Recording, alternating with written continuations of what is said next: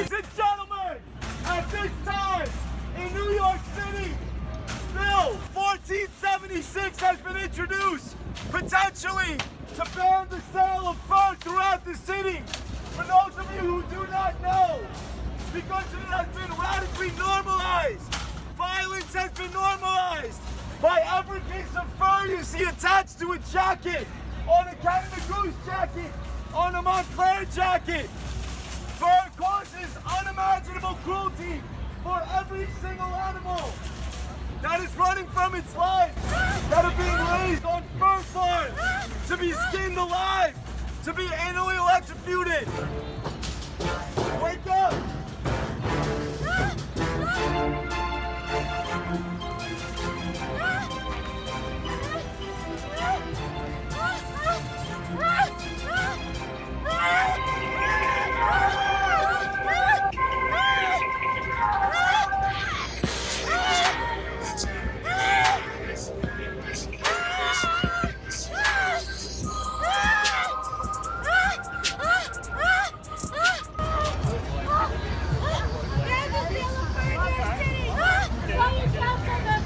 Every single piece of fur tree that you see walking around this city was a life that was brutally taken. Animals are here with us, not for us. How dare you normalize the sale of their stolen body parts? If what you've seen today resonates with you at all, contact your local councilman and tell them that you support Intro 1476.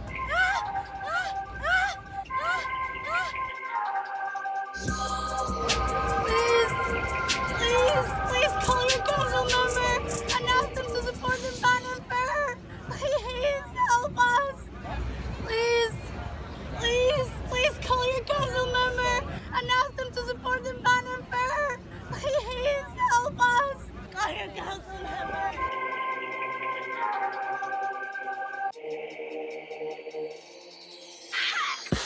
We don't deserve this. Please.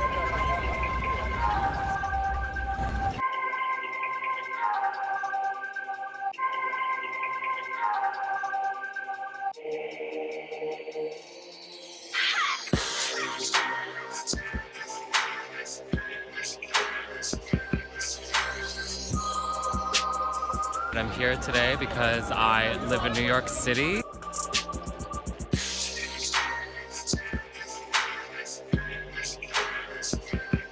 I support the ban on the sale of fur in New York City.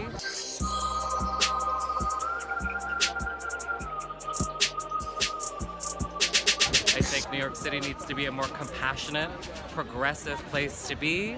I think if we're going to call ourselves a sanctuary city, you know, in the era of Trump, and we're protecting all beings, and this is a place where you can come and be free and be yourself and live without suffering, then we need to extend that to the animals. I'm here today to speak up for the animals and to hopefully ban the sale of fur. Response Fur-Free NYC. We're ready to roll with that? Hi there, so I'm here today to support the fur ban, Intro 1476. The furriers say that real fur is more sustainable, natural, less harmful to the environment than faux fur.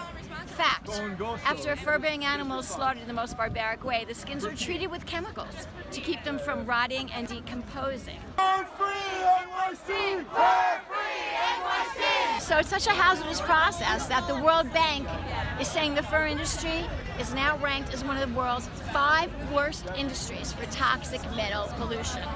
Fur is natural. The only place it's natural is on the animal. Fur-Free NYC! Fur-Free NYC! Furriers say fur-bearing animals are treated well and fed properly.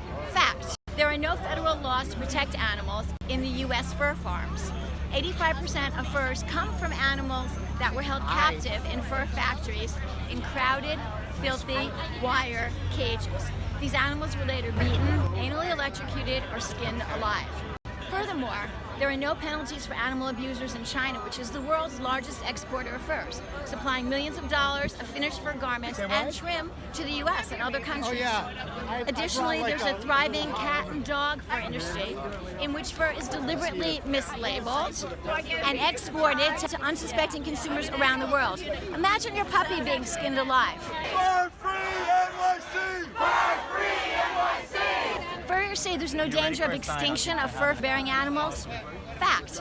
This is because they artificially breed them for profit on fur factory farms. Like so many freaking times.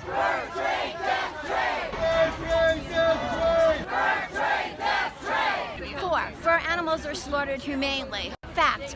Electrocuting fur-bearing animals orally and genitally is an agonizing slaughter method used frequently to limit damage to the fur. God forbid the fur gets damaged. New York State is actually the first state to have banned this inhumane, cruel practice.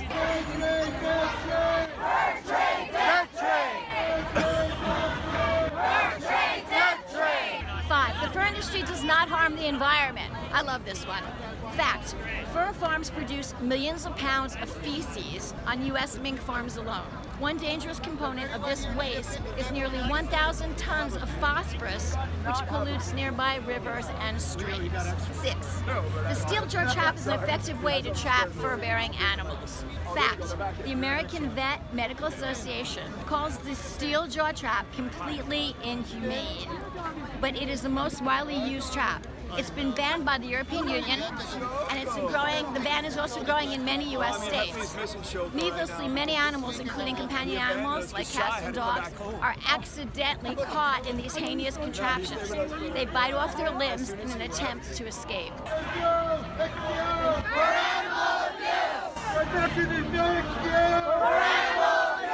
Seven, fur is necessary and the warmest garment.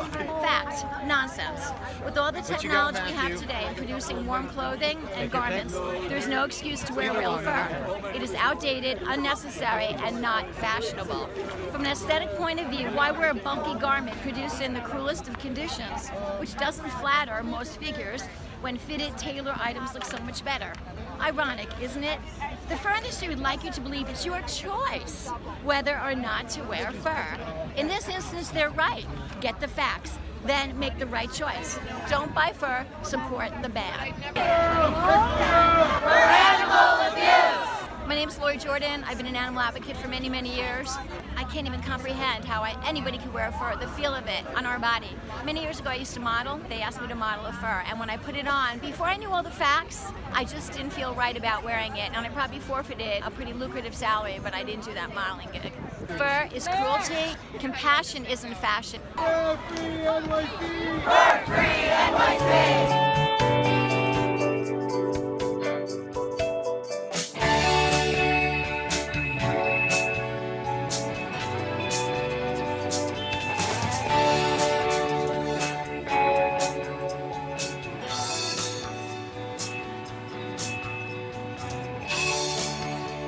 To have a lot of college functions in school, and I was very active, and there would always be vegan food there. Hey everybody, it's Chef Rootsie of Veggie Grub.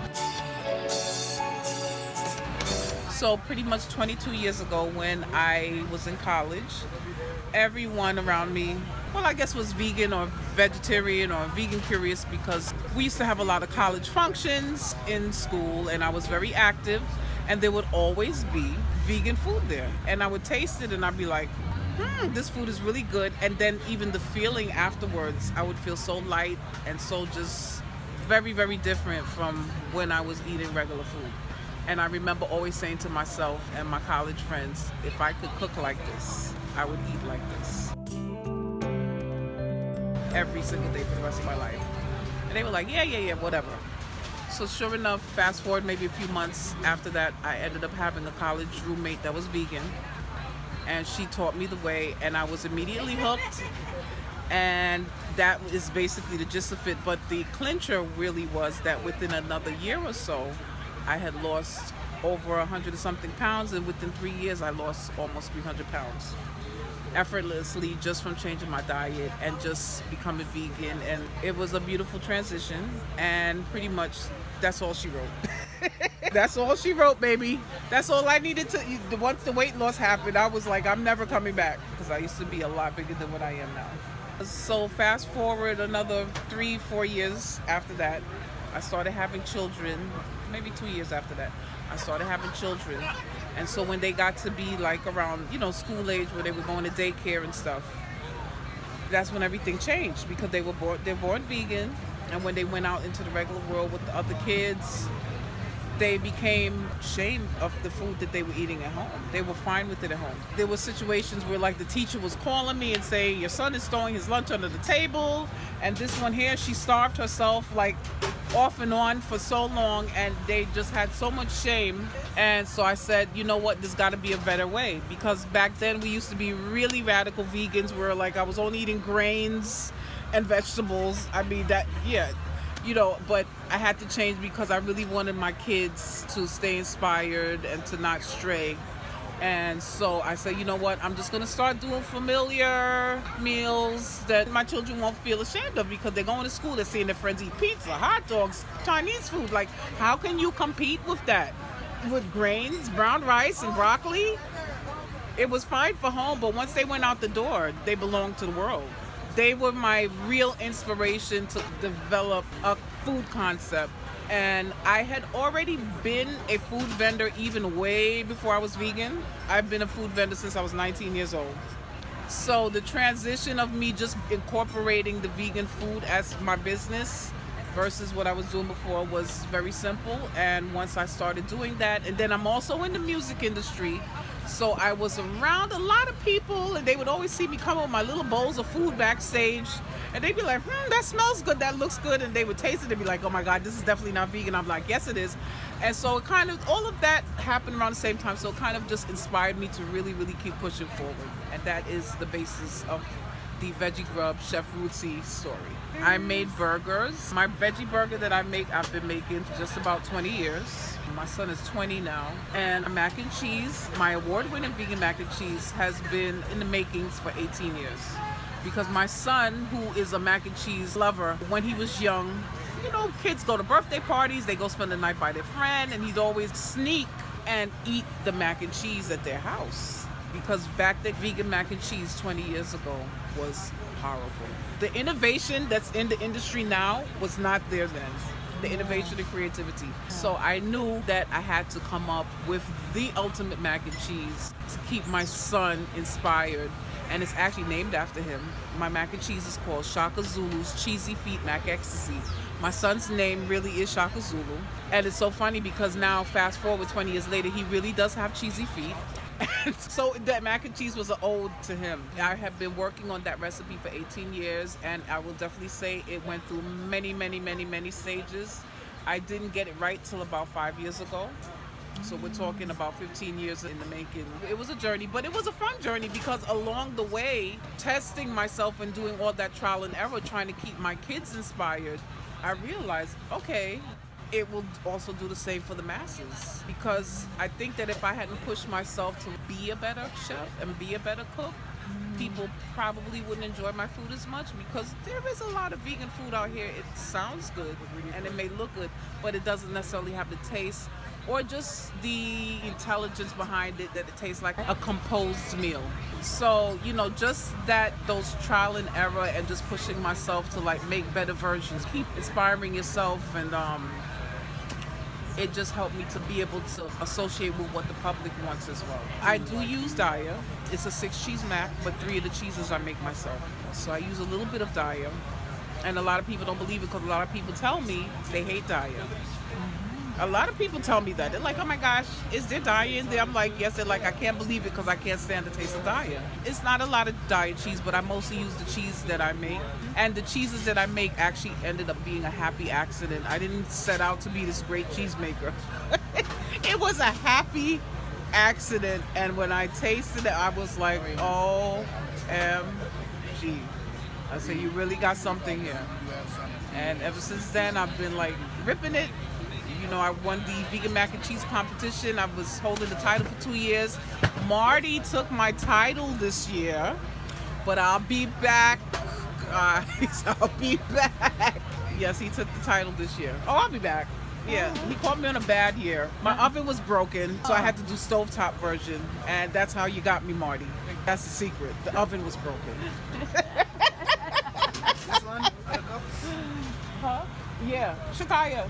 Yeah, I could talk all day, and I got lots of stories. Well, you know what? The thing is that this journey has been so interesting, inspiring, rewarding, confusing, frustrating, empowering. It has been one of the most serious and intimate journeys that I've had in my whole life.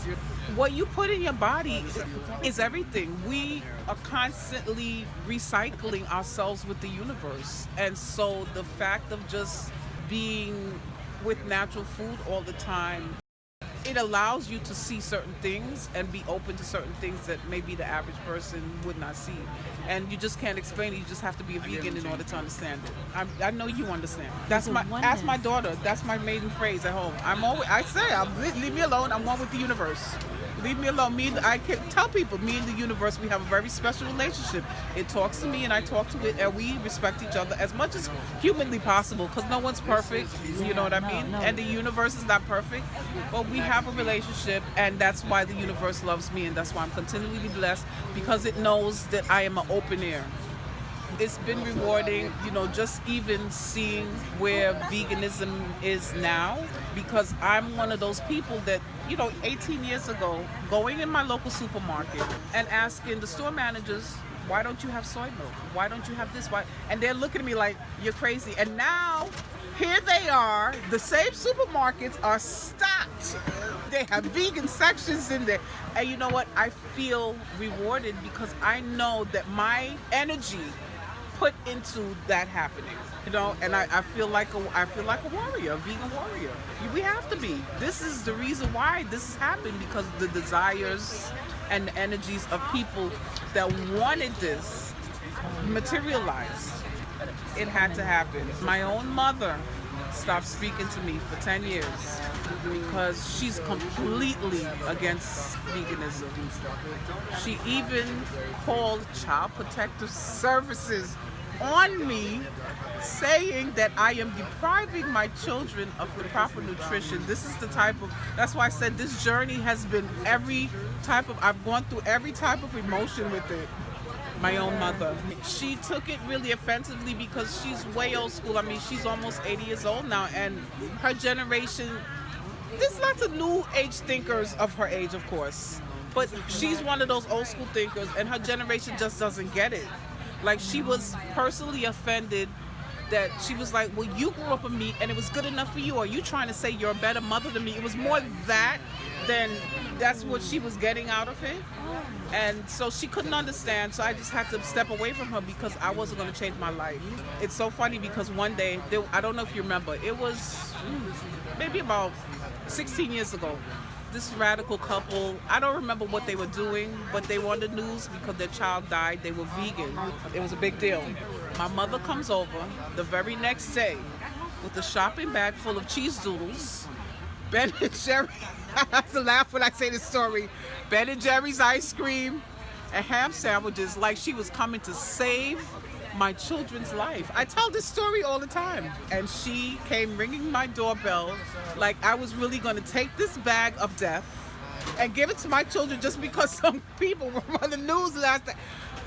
And so we had a huge, and that was when the whole fallout happened, and then that led to her calling Child Protective Services. It was an ordeal. Well, it was painful, but at the time, I mean, I know that I chose the right path for me. I wasn't even worried about it. I mean, like, I just had to step away from my mother. I just had to walk away because it just was not a good situation, And at that point, my children had already been 6 and 4, and I had already healed my children naturally, with natural remedies, natural cures, natural foods at home. And so here's my mother coming with this bag of death. So there was nothing in my mind or my heart that she could do to make me, like, falter. You understand what I mean? I was like, sorry, Mom, but you're crazy. Because you're crazy. Yeah. So it has been rewarding. I have a relationship with veganism. Like, it's an entity. It's not even just a plate of food. It's like, it's a bubble that I live in. Yeah, it's a movement, definitely. It's everything to me. I have already told my children when I get older, and if I am unfortunately too sick to feed myself or hooked up to something, I said, if they're going to have to give me meat, kill me. I'm good. I've lived my life. Let me go, because I don't want anyone, because they did that to my daughter. You see, I told you I could talk forever, right? When I had my daughter, she was a preemie. And so I had to leave her in the hospital. And you know, by the time I came back, the very same day, they had already given her the Similac. It was, I'm telling you, I see the expression in your face, you feel my pain. Yeah, so it's been a lot. And you know, you're walking in this world reality of people, like people just thinking, what's wrong with this woman? You know, like, you know, because at that time, you know, this whole vegan openness to veganism really just came about the other day. Like literally, I have never seen this type of love and appreciation and just interest.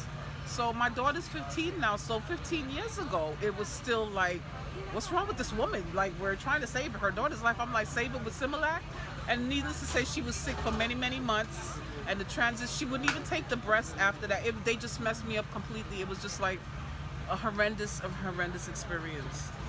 So I have been a true warrior when it comes to just promoting natural lifestyle as much as possible and veganism, because it definitely makes a difference. Dystopia. They think we're crazy. And look, the biggest animals on the face of this earth are vegan. I don't get, like, don't they see that? It's really like mind-boggling. And for me, now that I'm awake, it's hard for me to understand how I was so asleep for so many years. Just because I have so much knowledge now, I'm like, how didn't you realize that back then? Like, I used to eat shrimp when I was younger and get sick every single time. And now that I'm old, I'm like, duh. You know what I mean? It's like, how did you do that to yourself? There's literally people in these days and times that still haven't been exposed to vegan food. I meet them. Being in the business, I meet them and they're like, how is this possible? Where is this food? Like, I still can't believe it. I'm very happy to have just fallen into a circle of people where I was exposed to it. At Medgar Evers College in Brooklyn. And I'm really happy that I got exposed to it. I went vegan in November because I realized that the food that they're feeding us, what we choose to eat, is what's killing us. Somebody told me a story as far as how they developed cancer and everything. And that really, I don't know, it was like a wake-up call. Yo, peace. First off, I want to say yo, peace to the Universal family. I'm Lord Merck the Cannon, representing Harlem, New York, 111th, what up? South Bronx, 137th, what up? I'm here at the Vegan Bazaar, and I'm being asked, yo, what made me become vegan? And so my experiences in Harlem and the South Bronx led me to 120 and Supreme Wisdom Lessons by Master Farad Muhammad that was brought down to the Honorable Elijah Muhammad. So in those lessons and in those teachings, I picked up How to Eat to Live, which is telling me, you know, basically, he said that vegetarianism was best for us because animals wasn't fit for human consumption. And then so I kept reading more of the lessons, and I felt that it implied, or I drew the conclusion that it was implying that animal products in general, to consume that would be of an uncivilized nature. And so becoming my own self and learning my own self and being more my own self and going back to the ways of my ancestors, I drew the conclusion that it would be the most civilized of me to not consume animal products and animal byproducts. And then I recognized, you know, civilized beings don't go around killing things to consume them. That's not a civilized being, civilized man trait. And so if the black man truly is God, why would I destroy my creatures and then consume them? That's not really godlike. So, you know, and the thought of just being God, being my own self, I said, you know, I should treat my body right, but also treat my environment right. And so I'm not just so-called vegan in the way like of my diet, but I'm like, I think about my environment. I think about taking care of my community, taking care of, you know, the social integrity of my people, as well as the people who I like, the people who I care for, as well as the people who I don't know. So I make beautiful connections like with Chef Rootsie, you know, beautiful connections like with my interviewer right now. And, you know, just being able to build with people who are just on a higher plane of thought is, you know, one of the many great aspects that I've come to learn to love about, you know, accepting, you know, veganism as a type of lifestyle. But in reality, I'm not vegan like because people, you know, vegan the brand. I'm vegan because I care about myself and my environment. Sometimes people think nature means trees and dirt, but I mean, creatures, living beings are, you know, they have souls. It says in my, it says, yo, let me tell you something, yo, I got my holy Quran on me right now. My Quran says, yo, how dare man kill any living thing? It says that in the beginning part, in the first chapter, it says, why man consumes flesh. the divine instructions from the Holy Prophet, chapter 1 of creation and fall of man. It says, but he gave up his birthrights just to gratify his lower self. But it says that, if I paraphrase, it says that man in his utter shamelessness cuts down the beasts and consumes them. We should be ashamed to be consuming beasts. You know what I'm saying? And it's like, you know, you should be ashamed to hurt your brother or sister who's a human. You should be ashamed to cut down the beast. You should be ashamed when you cut down a tree, talk about I need paper, knowing that you could cultivate hemp to do the same thing. You should be ashamed to do that. You know what I'm saying? It's a, you know, you should be ashamed of yourself. You know what I'm saying? So that always hit me, like I should be ashamed, like I should know better. There should be a moral compass that disallows me from bringing harm to something just to gratify my own, you know, what I believe is a necessity, when really it's not a necessity. I'm a martial artist. I've been doing martial arts going on 5 years. You know, I didn't need meat or animal products, and I throw the hell out of a 300-pound man. I throw the hell out of him. Early, easy, with a wrist or a quarter gas. And he go and hit the ground. And I ain't need to eat no cow or no bull or none of that. You know what I'm saying? I eat some. I eat a fruit bowl and show you. Know what I'm saying? I know some pretty gangster vegans, B. I pull up on you with a fruit bowl. Yo, peace. So Lord Merc the Cannon, Harlem. You know what I'm saying? Somebody talking to my girl, so I'm about to walk over there and say what up. Yo, peace.